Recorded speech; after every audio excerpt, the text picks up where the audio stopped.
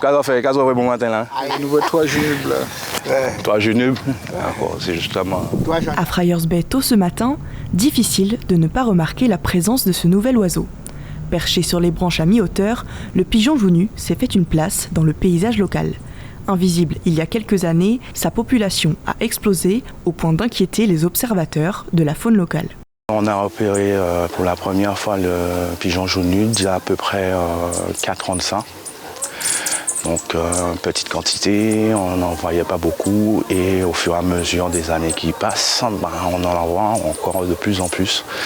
Encore cette année avec l'application de la fédération qui s'appelle Faune Tracker 971, on a des statistiques qui prouvent que le pigeon est très présent sur l'île de Saint-Martin. L'augmentation soudaine du nombre de pigeons joue-nus sur l'île n'est pas le fruit du hasard. Son arrivée n'est pas due à une migration naturelle. Originaire d'Amérique latine, le premier spécimen aurait été importé par l'homme, et cela a ses conséquences. Le pigeon joue-nu a une écologie qui est très proche des espèces de colombidés natives de Saint-Martin. Donc, qui dit écologie très proche, dit une utilisation des ressources similaires. Et donc, étant donné que ces ressources ne sont pas en quantité illimitée dans l'environnement, dans la nature, le fait de rajouter un utilisateur d'une ou de plusieurs ressources diminue d'autant la quantité disponible pour les autres individus et des autres espèces natives. La seconde menace concerne les pathogènes et les maladies qu'ils pourraient transporter. Les répercussions sur les espèces natives de l'île risquent d'être plus grandes, causant alors une érosion majeure de la biodiversité. C'est quelque chose sur lequel il faut mobiliser des moyens, mais c'est quelque chose aussi qui est très coûteux, et surtout quand on arrive tard. Donc là, on est dans la phase initiale de colonisation. Ce serait bien de pouvoir se mobiliser là-dessus.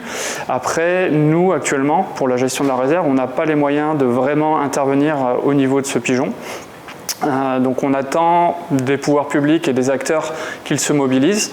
On pourra appuyer, venir apporter nos ressources et notre compétence, mais on est déjà mobilisé sur des espèces très préoccupantes. On a été mobilisé sur le poisson-lion, on l'est sur l'iguane, les rats, les mangoustes, qui sont pour l'heure vraiment les choses sur lesquelles on se focalise parce qu'en termes d'impact sur la biodiversité que l'on gère, c'est vraiment très important. Le pigeon joue-nu importé par l'homme il y a plusieurs années pourrait bien devenir un défi à l'avenir. L'introduction d'espèces et leur relâchement dans le milieu naturel comportent des risques, entraînant des conséquences imprévues pour l'écosystème.